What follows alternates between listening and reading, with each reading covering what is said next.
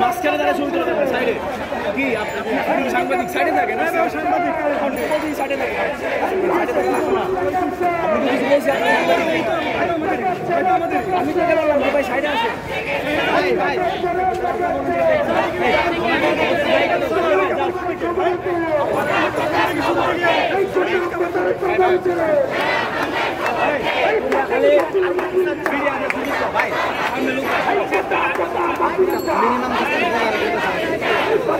minimum